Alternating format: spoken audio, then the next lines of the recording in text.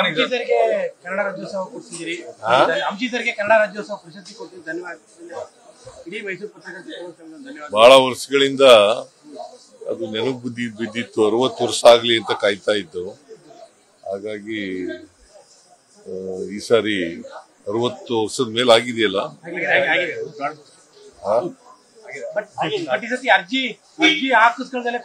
ಅರ್ಜಿ ಹಾಕದೇನೆ ಕೊಟ್ಟಿದೀವಿ ಈ ಸಾರಿ. ಯಾರಿಗೂ ಅರ್ಜಿ ಹಾಕ್ಸಿಲ್ಲ.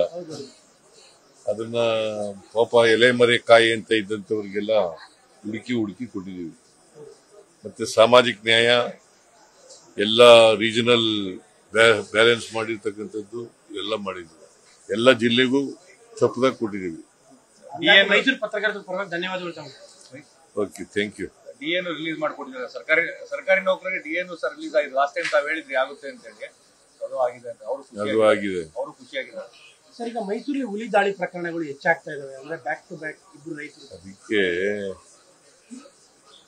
ಏನಾಗಿದೆ ಅಂತಂದ್ರೆ, ನಿಜ ಹೇಳ್ಬೇಕು ಅಂತಂದ್ರೆ, ಫಾರೆಸ್ಟ್ ನಲ್ಲಿ ಜನಗಳು ಜಾಸ್ತಿ ಓಡಾಡಕ್ ಶುರು ಮಾಡ್ಬಿಟ್ಟಿದ್ದಾರೆ.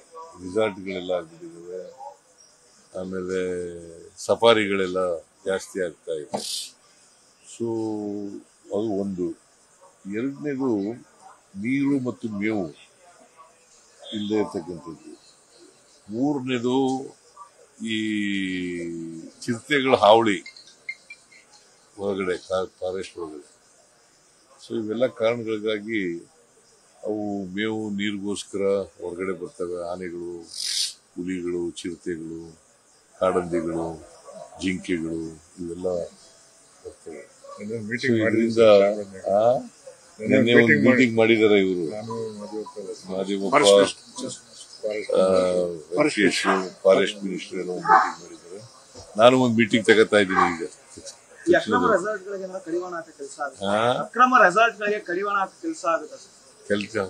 ಮಾಡೇ ಮಾಡ್ತೀವಿ.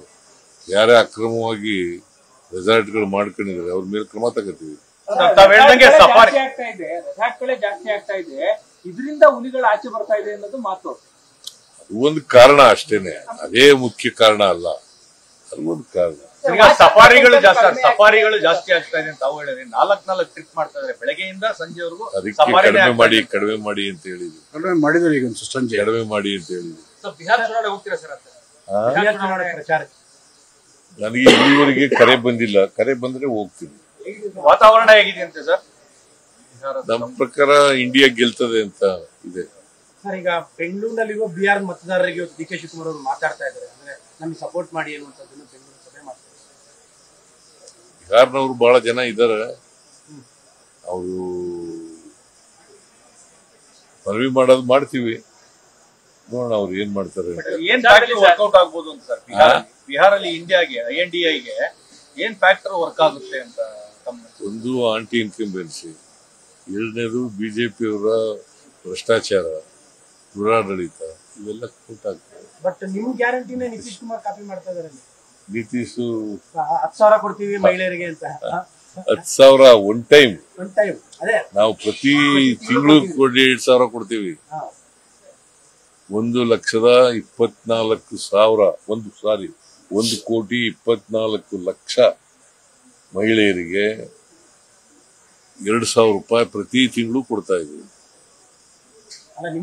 ಈಗ ಇಲ್ಲಿವರೆಗೆ ಸುಮಾರು 1,00,00,000 ಹೆಚ್ಚು ಖರ್ಚು ಮಾಡಿದ್ದೀವಿ ಗ್ಯಾರಂಟಿ ಯೋಜನೆಗಳು. ಇಲ್ಲಿ ಮಹಿಳೆಯರು ಓಟ್ ಹಾಕ್ದಂಗೆ ಅಲ್ಲಿ ನಿತೀಶ್ ಕುಮಾರ್ ಓಟ್ ಹಾಕ್ತಾರ ಅಂತ ಅಲ್ಲಿ ಬಿಹಾರದಲ್ಲಿ ಅವರು ಅದೇ ಗ್ಯಾರಂಟಿ ಸ್ಕೀಮ್. ಅವೆಲ್ಲಕ್ಕಿಂತ ಹೆಚ್ಚಾಗಿ ನಿತೀಶ್ ಕುಮಾರ್ ಬಹಳ ವರ್ಷ ಮುಖ್ಯಮಂತ್ರಿ ಆಗಿದ್ದಾರೆ. ಆಮೇಲೆ ಯಾವುದೇ ಒಂದು ಸಿದ್ಧಾಂತ ಇಲ್ಲ. ಬಿಜೆಪಿ ಜೊತೆಲೂ ಹೋಗ್ತಾರೆ, ಕಾಂಗ್ರೆಸ್ ಜೊತೆಲೂ ಬರ್ತಾರೆ, ಲಾಲೂ ಪ್ರಸಾದ್ ಜೊತೆ ಹೋಗ್ತಾರೆ. ಈ ತರ ಆಗಿ ಯಾವುದೇ ಒಂದು ಸಿದ್ಧಾಂತ ಇಲ್ಲದೆ ಇರ್ತಕ್ಕಂಥದ್ದು. ಮತ್ತೆ ಬಡತನ ಜಾಸ್ತಿ ಇದೆ ಅಲ್ಲಿ,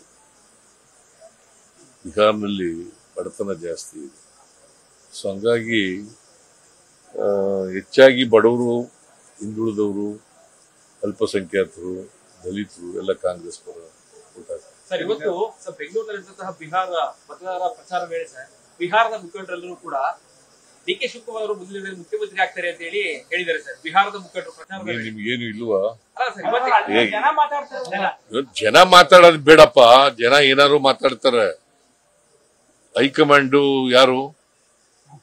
ಯಾರ್ರೀ ಹೈಕಮಾಂಡು? ಸೋನಿಯಾ ಗಾಂಧಿ ಅವರು, ರಾಹುಲ್ ಗಾಂಧಿ, ಸೋನಿಯಾ ಗಾಂಧಿ ಅವರು, ರಾಹುಲ್ ಗಾಂಧಿ ಅವರು, ಖರ್ಗೆ ಅವರು, ಅವ್ರು ಮಾತಾಡಿದಾರ? ಮತ್ತೆ ನೀವೇ ನಿಮ್ದೇ ಚರ್ಚೆ ಜಾಸ್ತಿ.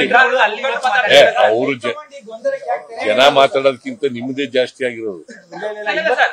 ಕೇಳಪ್ಪ, ಈಗ ಪ್ರಶ್ನೆ ಕೇಳಿರೋ ಈಗ ಅವರು ಅವ್ರು ಹೇಳ್ತಾರೆ ಅಗತ್ಯ ಏನಿತ್ತು? ಅಲ್ಲ ಅಲ್ಲಿಯ ಮುಖಂಡರು ಈಗ ತಾನೇ ಮಾತಾಡಿದ್ದಾರೆ ಅಂತ ಕೇಳಿ. ಯಾವ ಮುಖಂಡರು? ಡಿ.ಕೆ. ಶಿವಕುಮಾರ್ ಅವರು ಸಭೆ ಮಾಡ್ತಾ ಇದ್ದಾರೆ. ಬಿಹಾರದ ಜಾಸ್ತಿ ಆಗ್ತಾ ಈಗ ನೋಡ್ರಿ, ಹೈಕಮಾಂಡ್ ತೀರ್ಮಾನ ಮಾಡಬೇಕು. ಹೈಕಮಾಂಡ್ ತೀರ್ಮಾನ ಮಾಡದೆ ಬೇರೆ ಯಾರೇ ಇದ್ ಮಾತಾಡಿದ್ರು ಕೂಡ ಅದಕ್ಕೆ ಕಿಮ್ಮತ್ತಿಲ್ಲ.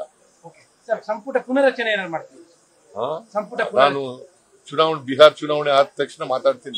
ದೆಹಲಿಗೆ ಏನಾದ್ರು ಹೋಗ್ತಾ ಇದ್ದಾರೆ? ರಾಹುಲ್ ಗಾಂಧಿ ಜೊತೆ, ಮಲ್ಲಿಕಾರ್ಜುನ್ ಖರ್ಗೆ ಜೊತೆ ಅಲ್ಲಿ ದಿಲ್ಲಿ ಹೈಕಮಾಂಡ್ ದೆಹಲಿಗೆ ಹೋಗ್ತಾ ಇದ್ದೀರಾ ಸರ್?